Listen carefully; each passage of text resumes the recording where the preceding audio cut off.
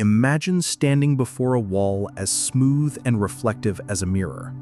Within its depths, you behold everything you know intimately: your life, your relationships, your understanding of how the world operates, and even your very definition of self. You are profoundly convinced that this is reality, the world you inhabit day after day. Yet, an almost imperceptible fissure suddenly manifests at the mirror's core, followed swiftly by a network of finer lines that spread like a spiderweb across its entire surface. Your heart accelerates, and an unfamiliar dread gradually creeps upon you. You extend a hand, lightly touching the cold expanse, only to discover that it is not a mirror at all, but an ephemeral illusion, thin as a cicada's wing, teetering on the verge of collapse. The reality before your eyes begins to warp, blur, and ultimately unravel. You once believed you lived in an objective, immutable world, never questioning whether this very objectivity was in fact an elaborately woven phantasm. Are all the insights you absorb, every fact you accept as undeniable truth, and every value you pursue truly the progeny of your autonomous thought? Or are they merely spectacles others have donned upon you, permitting you to perceive only the world they intend for you to see? Do we perhaps exhaust our entire lives, striving to comprehend a set of preordained rules, without ever pausing to inquire who established these rules, or for what underlying purpose they were conceived? Have you ever, in the dead of night, been seized by an inexplicable void? Have you, after an embrace of revelry, found that the solitude within was not diminished, but rather deepened? Have you, upon attaining some benchmark of success, discovered that the lofty pinnacle offers a chilling isolation, perhaps even less compelling than the unadulterated passion of the initial ascent? This profound disquiet, rooted deep within your very soul, is precisely the harbinger of that mirror of reality poised to shatter. We are perpetually preoccupied with seeing the world clearly, endeavoring to elucidate and command it with an endless succession of theories, concepts, and convictions. But could it be that what you primarily need to discern is not the world itself, but rather the you who perceives the world? Can that you, fashioned by countless labels, memories, and desires, truly comprehend and perceive without distortion? If you remain entirely oblivious to your own perceptual filters, how can the world you witness possibly be considered authentic? Do you dare to acknowledge that what you espouse might merely be ingrained dogma? That what you dread could be a predetermined program? That what you pursue might simply be success as defined by others? If you neglect to delve deeper into these inquiries, you will remain perpetually confined within a cage crafted by external forces or unconscious impulses. This journey is precisely designed to compel you to tear through that illusory mirror, to confront the most unvarnished truth, a truth far more subversive than you can possibly imagine. The intrinsic vulnerability of your perceived reality is not coincidental. Rather, it is deeply rooted in the intricate mechanisms of human cognition and the evolutionary process. Its mysteries are ensconced within the subtle depths of psychology's profound interrogation of existence itself. Our brain is not a mere passive conduit for information. It is an active architect, a factory incessantly constructing reality. It continuously sculpts disparate sensory inputs, filtering them through pre-established patterns, past experiences, and your innermost fears and aspirations, thereby shaping the world you experience. This is a form of cognitive projection. The world you behold is a manifestation of your inner landscape, not an entirely objective entity. Jung once postulated the concept of the collective unconscious, a universal psychic substratum transcending individual experience, harboring countless archetypes. These archetypes, such as the hero, the mother, the shadow, reappear pervasively in our cultures, myths, and dreams, subtly shaping our understanding of the world, self, and the very essence of good and evil. Certain beliefs you hold as sacrosanct and self-evident may not be the fruit of your independent thought, but rather projections of these deep-seated archetypes within your consciousness. You may believe you are making choices, but the path you select might already have been eroded into a fixed channel by the river of the unconscious. Nietzsche's will to power further illuminates the deeper motivations behind this construction. Humans are not merely rational beings. Our yearning for survival, our intrinsic life force, our value judgments, all stem from an inherent vital impetus, the will to power. We crave strength, we yearn for transcendence, and this very yearning propels us to forge meaning and define truth in order to survive and propagate. However, this will can also become alienated, degenerating into a relentless pursuit of external validation or an obsessive fixation on superficial success. Is what you relentlessly chase throughout your busy life authentic self-realization, or merely subservience to a hidden, socially internalized will to power? Schopenhauer, with his characteristic pessimism, asserted that our will is a blind, irrational impulse, eternally insatiable, leading to ceaseless suffering. We incessantly conjure desires, chasing after ephemeral satisfactions, thereby ensnaring ourselves in a perpetual cycle of yearning. You may strive desperately to possess more, only to discover that the more you accumulate, the more heavily burdened you become. You may diligently aspire to become a certain type of person, only to find that with each additional label, your authentic self becomes more tightly constrained. Have you ever felt enslaved by the very desires you created? Is your freedom merely a more exquisitely designed form of confinement? The inextricable interwovenness of psychological mechanisms and socio-cultural conditioning plunges us deep, making extrication arduous. The education we receive from childhood, the values disseminated by the media, and the customary norms within our social circles all act as invisible hands delineating the contours of the world for us, while simultaneously molding our very selves. You are instructed on what constitutes success, happiness, and a good person. You learn to think, feel, and act within these predetermined frameworks.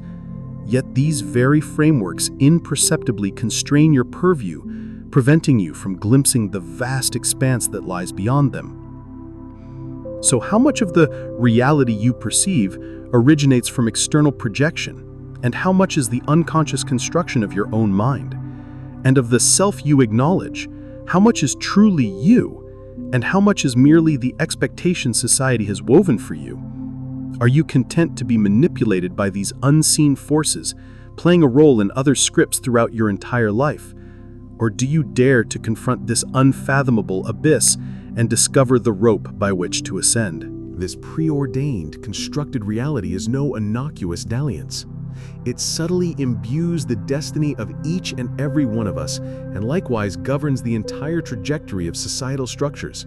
Every individual, like a pawn upon a chessboard, believes themselves to be thinking independently and choosing freely, oblivious to the fact that the game has long been set, its rules long internalized.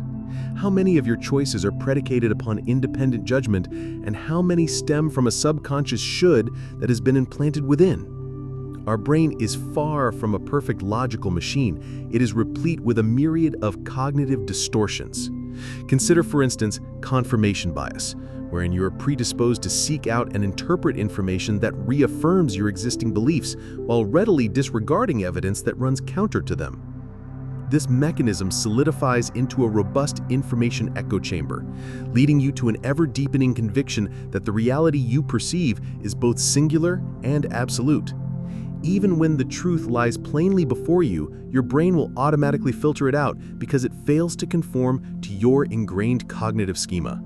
This inherent tendency leads to self-imposed stasis, preventing you from discerning that you are, in fact, ensnared.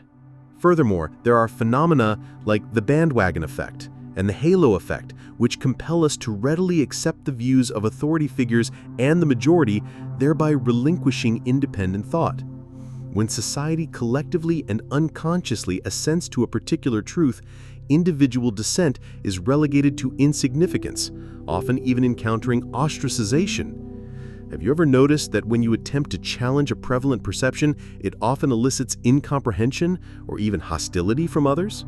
This occurs because you have touched upon the very bedrock of their perceived reality, thereby unmooring their inner sense of security.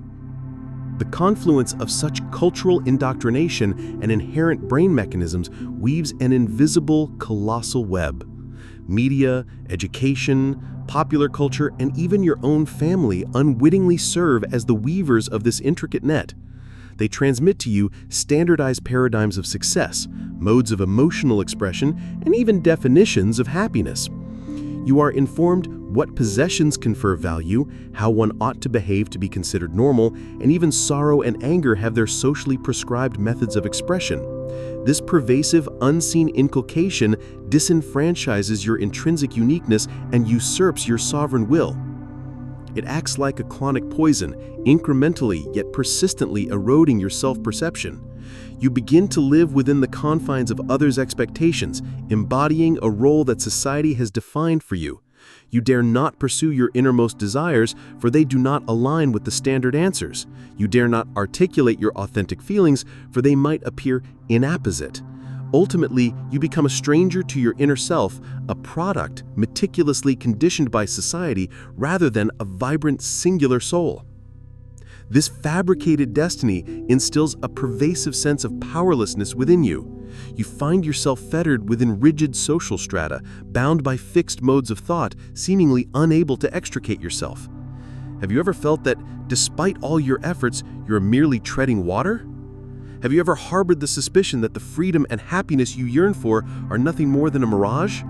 Without an awakening to these deep-seated mechanisms, you will inevitably sink further into the mire, becoming a compliant prototype in this grand social experiment, forever forfeiting the chance to become your authentic self.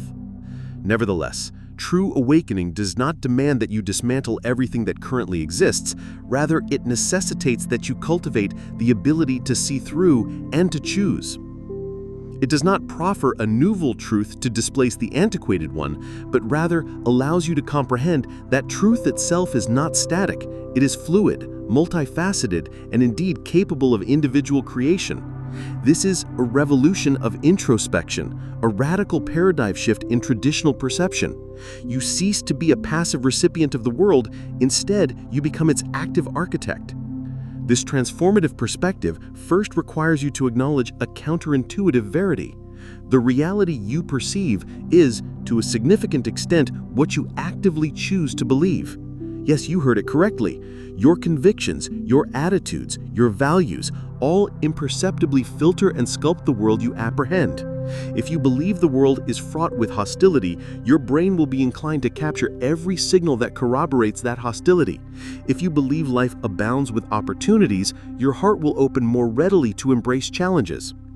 So, how does one choose their reality?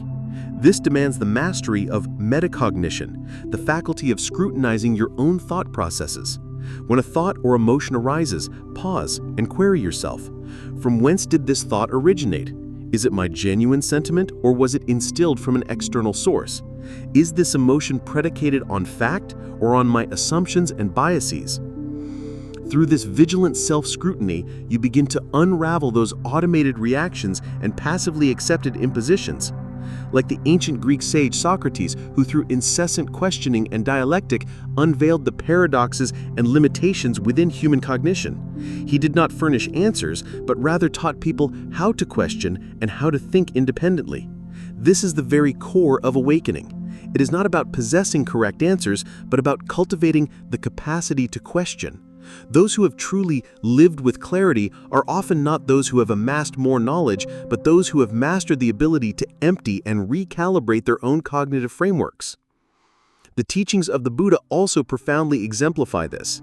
He did not enjoin you to believe in a specific deity, rather he guided you through introspection to discern the essence of dependent origination and emptiness. The realization that all phenomena arise from interdependent causes and conditions possessing no inherent, immutable self-existence.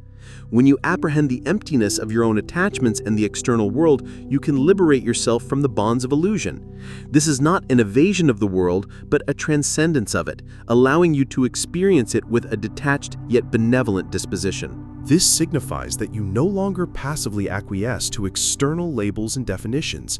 Instead, you proactively define yourself. You no longer cling to an external, perfect image of success, but instead return inward, seeking your own unique meaning and value.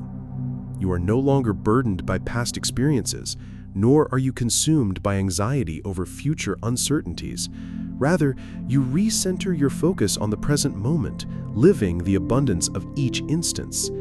You begin to realize that you are the director, the screenwriter, and indeed, the very impresario of your own life's stage. Are you willing to forego those truths that, while ostensibly stable, in reality enthrall you? Are you willing to embrace the courage required to recalibrate your own cognition? Are you willing to proactively choose your reality rather than passively accede to it? This profound power has always resided deep within your being, awaiting its awakening. Are you prepared to reclaim that inalienable right to define your own world? Now, let us reach for that most profound and reverberating ultimate insight. The world is not as you see it, it is as you perceive it. And your perception possesses a far greater malleability than you can possibly imagine. This implies that true awakening does not grant you a glimpse of a more objective world, for a purely objective existence may be utterly elusive. Instead, it allows you to witness how the world is constructed within your own gaze, how it is imbued by your mindset, your beliefs, and your consciousness. Therefore, ultimately, you need not strive to see the world clearly. You need only to see yourself, to see the you who is perceiving the world, the you who is experiencing the world. When you thoroughly comprehend your internal filters, your projections, your limitations, and your boundless potential, you will no longer be deluded by external appearances. You will possess the acuity to penetrate superficiality and reach the very essence. This profound insight heralds the reclamation of subjectivity. You are no longer a mere cog in the grand societal machinery, nor are you flotsam arbitrarily cast about by fate. You are the center. Your consciousness is the beam of light that illuminates the universe you experience. As your consciousness attains clarity, stability, and creative potency, the world you manifest will inevitably transform in kind. Consider the ancient sages and modern awakened individuals. They do not possess more clandestine knowledge about the truth of the world than we do. They simply possess a clearer understanding of the essence of self. They comprehend that true power resides not in controlling the external, but in mastering the internal. They are not compulsively driven by fear, nor are they tyrannized by desire. Instead, they live in a state of profound freedom and tranquility. Their world is a creation of their own luminous consciousness. You may now close your eyes and feel the resonant tremor of this insight. Are those anxieties, confusions, and feelings of powerlessness that once assailed you now subtly dissipating? You recognize that you are not a passive victim. Your inner being harbors the capacity to create all. Every thought you conceive, every choice you make is actively sculpting your future reality. What an exhilarating truth this is. Awakening is not a definitive arrival, but an unending journey. It is not the acquisition of some ultimate answer, but the cultivation of a sustained capacity for inquiry and introspection. It is not about attaining flawlessness, but about becoming whole and authentic. When you dare to confront all your shadows and your light, all your fears and your aspirations, only then can you truly possess a world that is uniquely your own.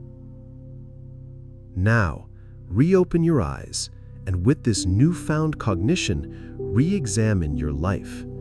Does the external world, which you once felt conflicted and distressed, now present a different countenance? Have those seemingly insurmountable obstacles now transmuted into stairways for your profound inner growth? You no longer need to adapt to a world that has been defined. You can begin to create a world that belongs to you. Go forth and live the reality you choose. deconstruct those invisible bonds, embrace the most primal, most authentic, most powerful version of yourself. For when you truly see yourself clearly, the entire world will transform for you. And this, indeed, is the deepest meaning and the grandest journey of your life.